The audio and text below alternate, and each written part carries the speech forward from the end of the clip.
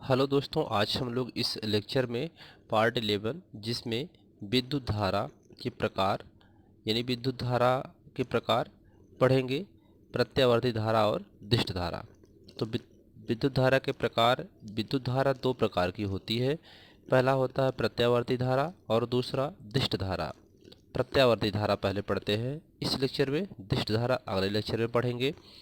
तो प्रत्यावर्ती धारा अल्टरनेटिंग करंट, इसको शॉर्टकट में एसी बोला जाता है। एसी का फुल फॉर्म अल्टरनेटिंग करंट, ठीक है। हिंदी में इसको प्रत्यावर्ती धारा कहते हैं। वह विद्युत धारा जिसका परिमाण व दिशा आवर्त रूप में बदलता रहता है प्रत्यावर्ती धारा कहलाती है।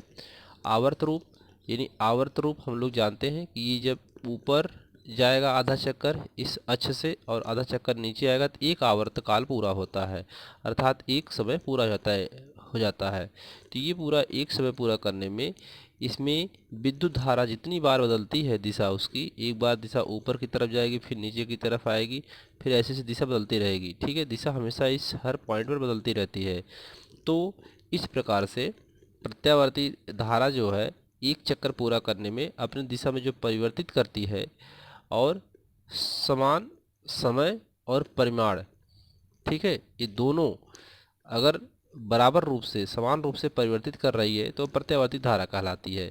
यह इसकी दूसरी परिभाषा है। वह विद्युत धारा जो समान समय अंतरालों में अपनी दिशा परिवर्तित करती है सब प्रत्यावर्ती धारा कहलाती है। समान समय अंतराल यानी समय इधर समान है और धारा वह समान समय अंतराल में अपनी जो उसकी दिशा है वह परिवर्तित करती रहे, ठीक है, अर्थात समय के साथ बदलती रहे, तो प्रत्यावर्ती धारा कहलाती है।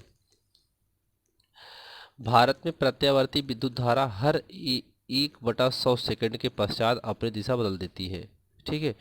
तो भारत में जो प्रत्यावर्ती धारा है हर 1/100 सेकंड के बाद क्या करती है, अपनी दिशा को बदल देती है, ठीक है। यहाँ से यहाँ, फिर यहाँ से यहाँ। तो इसका समय अंतराल क्या होता है, 1/100 प्लस 1/100 बराबर 2/100, अर्थात 1/50 सेकंड या 50 हर्ट्ज, ठीक है।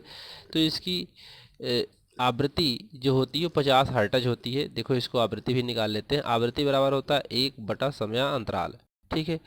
तो इसमें 1/50 होता है, ठीक है, अर्थात एक पूरा चक्कर करने में वह कितनी बार कंपन करती है, तो 1/50 अर्थात 50 हर्ट्ज। तो इसकी आवृत्ति कितना होती है, 50 हर्ट्ज होती है। तो प्रत्यावर्ती धारा एसी की आवृत्ति 50 हर्ट्ज होती है, ठीक है। ये प्रत्यावर्ती धारा की आवृत्ति हुई। यहाँ पर नोट, विदेशों में यानी अदर कंट्री में, ठीक है, प्रत्यावर्ती धारा की आवृत्ति 60 हर्ट्ज होती है।